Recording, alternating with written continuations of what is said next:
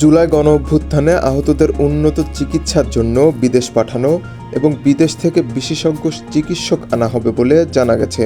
স্বাস্থ্য মন্ত্রণালয় সূত্রে জানা গেছে, জুলাই গণঅভ্যুত্থানে আহত ৩০ জনকে উন্নত চিকিৎসার জন্য বিদেশে পাঠানো হয়েছে। এর মধ্যে 2 জন চিকিৎসা শেষে দেশে ফিরে এসেছেন এবং শীঘ্রই আরও 12 জনকে বিদেশে পাঠানোর পরিকল্পনা রয়েছে। আরও জানা যায়, আহতদের চিকিৎসার জন্য বিদেশে পাঠানোর পাশাপাশি বাংলাদেশে বিশেষজ্ঞ চিকিৎসক এনে উন্নত চিকিৎসা দেওয়ার প্রচেষ্টা চলছে। গত 27 জানুয়ারি যুক্তরাষ্ট্র থেকে 10 সদস্য বিশিষ্ট একটি চিকিৎসক দল বাংলাদেশে এসে আহতদের চিকিৎসা শুরু করেছে। 4 ফেব্রুয়ারি সিঙ্গাপুর থেকে 5 জন চক্ষু বিশেষজ্ঞ ঢাকায় আসার কথা রয়েছে। থাইল্যান্ড, চীন, যুক্তরাজ্য ও ফ্রান্স থেকেও চিকিৎসক দল বাংলাদেশে এসে আহতদের চিকিৎসা দিয়েছে। এ পর্যন্ত বিদেশে চিকিৎসার জন্য সরকারের খরচ হয়েছে 16,14,72,000 টাকা। এক একজনের চিকিৎসার খরচ 6,37,00,000 টাকারও বেশি হয়েছে।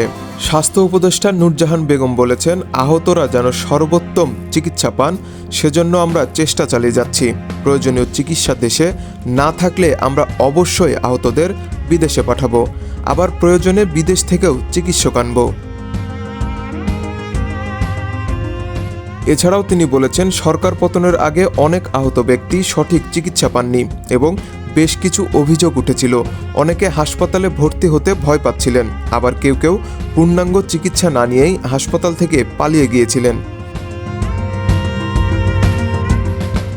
বর্তমানে ঢাকা মেডিকেল কলেজ হাসপাতাল, পঙ্গু হাসপাতাল, বিএসএমএমইউ, চক্ষু বিজ্ঞান ইনস্টিটিউট ও সিএমএইচে প্রায় 130 জন আহত চিকিৎসাধীন রয়েছে। আহতদের মধ্যে 20 জন থাইল্যান্ডে এবং 10 জন সিঙ্গাপুরে চিকিৎসাধীন। সিঙ্গাপুরে পাঠানো আহতদের মধ্যে বেশ কয়েকজন চোখে গুলি লেগেছিল এবং থাইল্যান্ডে পাঠানোর মধ্যে অনেকেই মাথা, স্নায়ু ও মেরুদণ্ডে আঘাত পেয়েছেন।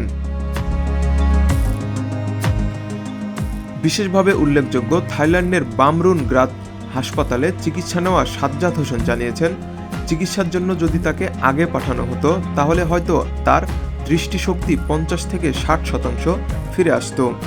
এদিকে গুলির আঘাতে মুখে মারাত্মক পরিবর্তন ঘটে যাওয়া খোকন চন্দ্র বর্মনকে রাশিয়ায় পাঠানোর প্রস্তুতি চলছে। তার মুখের চেহারা আগের মতো করে দেওয়ার জন্য চিকিৎসকরা সম্ভাব্য সবকিছু করবেন। এছাড়া চীন থেকে উপহার হিসেবে রোবোটিক ফিজিওথেরাপি যন্ত্র এসেছে, যা বঙ্গবন্ধু শেখ মুজিব মেডিকেল বিশ্ববিদ্যালয়ে স্থাপন করা হবে। গণ অভ্যুত্থানে আহত ব্যক্তিরা অগ্রাধিকার ভিত্তিতে এই সেবা পাবেন।